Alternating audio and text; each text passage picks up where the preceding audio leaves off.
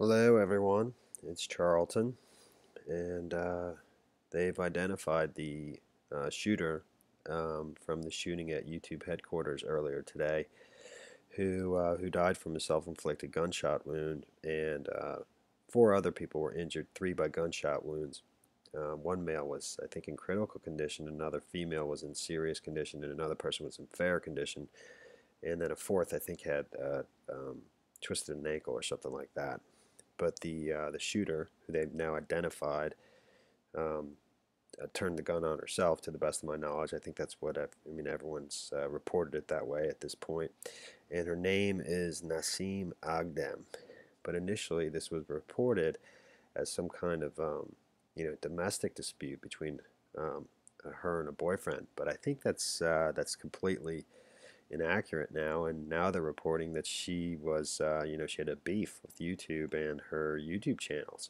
And I mean, this is the San Francisco Gate disgruntled video maker who expressed anger at YouTube policies ID'd as shooter, and that's her there, Nasim Aghdam, and she has a website where she chronicles a lot of she has screen grabs and stuff like that of YouTube cheating her views, and I think up until tonight, her channels, I don't know how many channels she had, I think she had a couple, um, were still active, but she had some things changed to age restricted, and her views were going down, and she's complaining about it in various ways, and she had a couple of different types of videos, some fitness, some animal rights stuff, but I mean, here at the San Francisco Gate, she says there is no equal growth opportunity on YouTube or any video sharing site.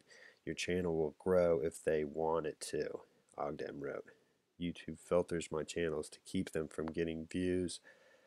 On Tuesday evening, her YouTube videos were taken down apparently by the company. Ogden posted videos covered a mix of topics from vegan cooking to workouts to parodies of music videos. And, you know, uh, I mean, she's almost positive she's Persian. I mean, she had a Persian, Farsi, YouTube Turkish, and it says here the very first Persian vegan TV commercial, etc. Some of these videos, they're all gone now because these channels have been taken down altogether, and it's just crazy, man. Uh, it's hard to even believe that it's gotten to this, and I'm pretty much speechless about it. So here's the New York Times talking about it, and I'll play a little bit of the NBC report. Shows people being let out of the building with their hands in the air and so forth. But over at the New York Times, it says Miss Aghdam was active on various social media outlets, including YouTube, where she had a number of different channels in Farsi, Turkish, and English. On her YouTube channels, she published an eclectic set of videos on a wide range of topics, including music parodies, workouts, animal cruelty, and vegan cooking. In February 2017, she recorded a video on Facebook criticizing YouTube for taking measures that decreased the number of views on her videos. She said that she had contacted YouTube, but the site's support staff told her that her workout videos contained inappropriate scenes and needed to be restricted from younger audiences. So they obviously got age restricted. Um, this is a quote. This is what they are doing to weekend activists and many other people who try to promote healthy, humane, and smart living. People like me are not good for big business, like for animal business, medicine business, and for many other businesses. That's why they are discriminating and censoring us, she said in a video on Facebook. YouTube had pulled down all of her channels as of Tuesday night. And then it goes on to describe a little bit of some of the employees, witnesses of this shooting as it started to unfold. The shooting took place it happened in the courtyard of the of one of the offices, the 901 Cherry Avenue, I think it is, in San Bruno, California, which is just south of San Francisco, where YouTube's corporate headquarters is. The shooting took place at the courts in a courtyard inside YouTube's offices.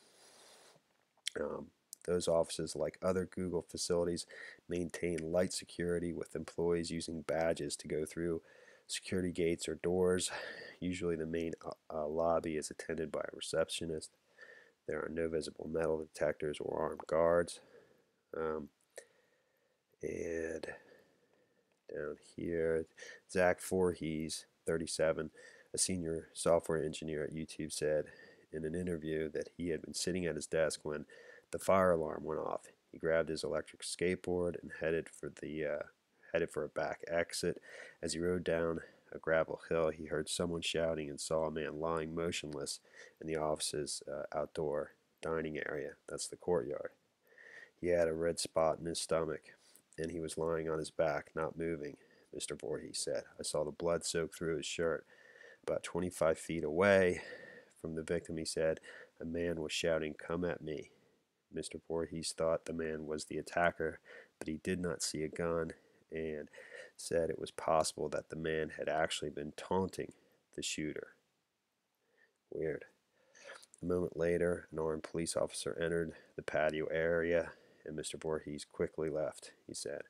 The dining area can be reached from adjacent parking structure without an employee badge.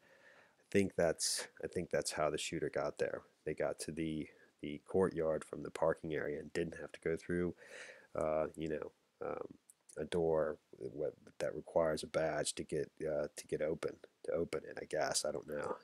By 2:15 p.m. California time, President Trump had been briefed on the shooting, etc. And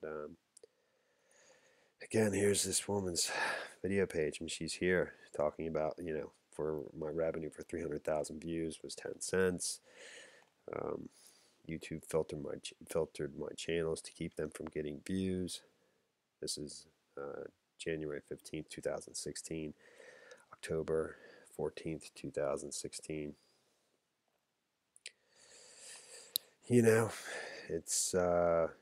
It's pretty insane, man.